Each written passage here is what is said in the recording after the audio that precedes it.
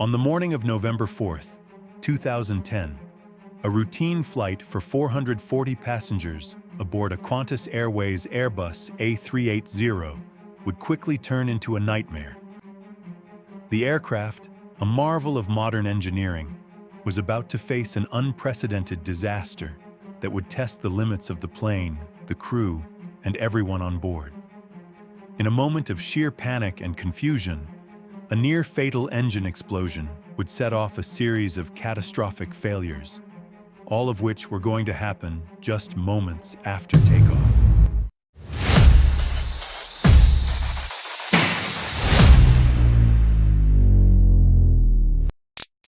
It was a regular morning at Singapore's Changi Airport.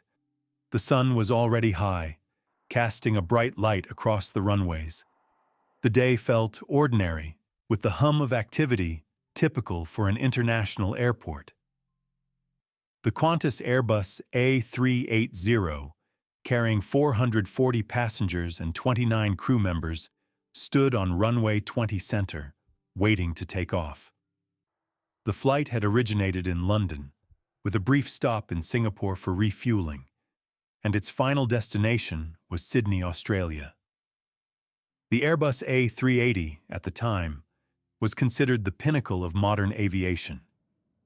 The largest passenger aircraft ever built, it represented the future of air travel. With its massive wingspan and cutting-edge technology, it was a marvel of engineering, designed to offer maximum comfort and safety.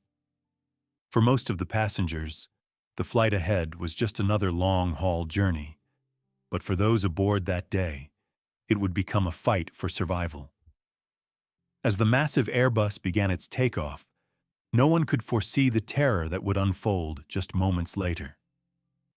For the next few hours, the nearly 500 people on board would be plunged into chaos, their lives hanging in the balance. The Airbus A380 was not just any airplane. It was the largest passenger aircraft ever built, a towering giant in the skies. In 2010, it was considered the most technologically advanced airliner in the world, offering the highest level of safety and reliability. The A380 system had been designed with redundancy in mind. Multiple backup systems were in place for every critical function, from the engines to the flight controls, to ensure that the aircraft could continue its journey even in the event of a failure. This aircraft was just 2 years old and had already established itself as one of the safest planes in the world. The A380 systems featured dual-channel fly-by-wire technology, with independent control systems to ensure continued flight, even if one system failed. The aircraft's engines were built for efficiency and safety, and the redundancy in all critical systems was designed to protect both the passengers and the crew. But little did anyone know that this marvel of modern engineering was about to face a catastrophic challenge.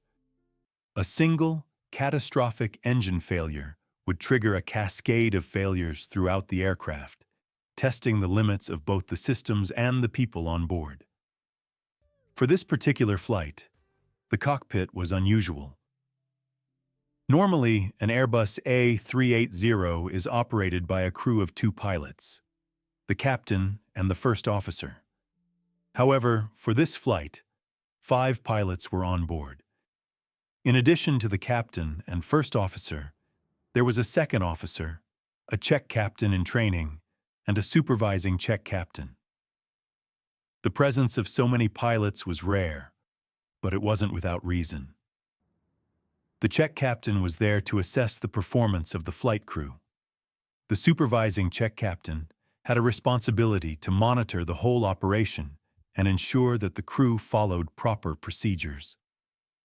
The captain of the flight was Richard de Crespigny, a 53-year-old veteran with over 15,000 flying hours.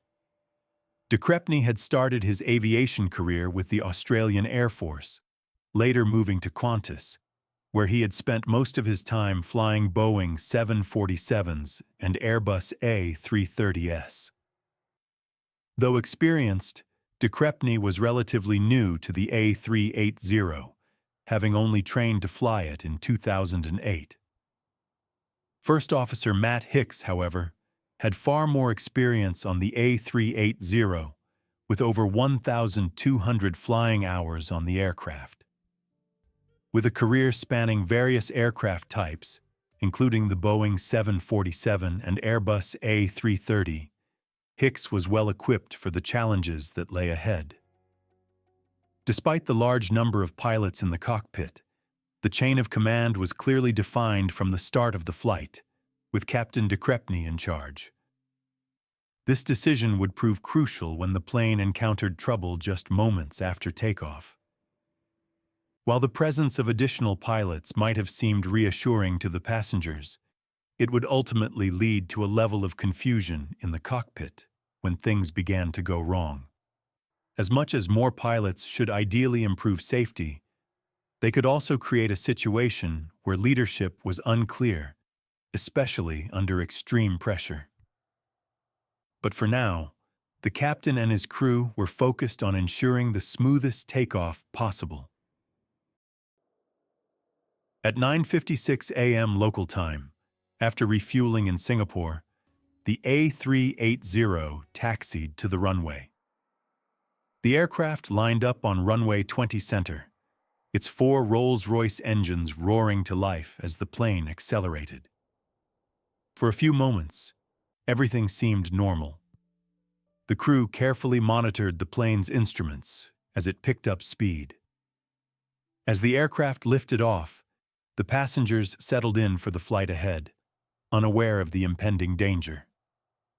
For a few minutes, the flight seemed routine. The aircraft accelerated down the runway, lifting into the sky with its massive wings cutting through the air. The crew went through their usual post-takeoff checklist, retracting the landing gear and adjusting the flaps. They climbed out of Singapore's busy airspace and entered the open skies above the South China Sea. For a moment, the usual comfort of air travel returned, and everything seemed under control. But it wouldn't last. Suddenly, 2 loud bangs pierced the calm atmosphere of the cockpit. Engine number 2, the inboard engine on the left-hand side of the aircraft, had exploded. Metallic shrapnel, traveling faster than the speed of sound, tore through the engine casing, striking the left wing and the fuselage. Jet fuel began to pour from the wing, spilling directly onto the red-hot engine. The potential for disaster was immense. A fire could ignite, and if it did, everyone aboard would be in grave danger. The crew had no idea what had happened at first. They simply knew that something was wrong. The aircraft had jolted, and then came the deafening sounds of the explosion.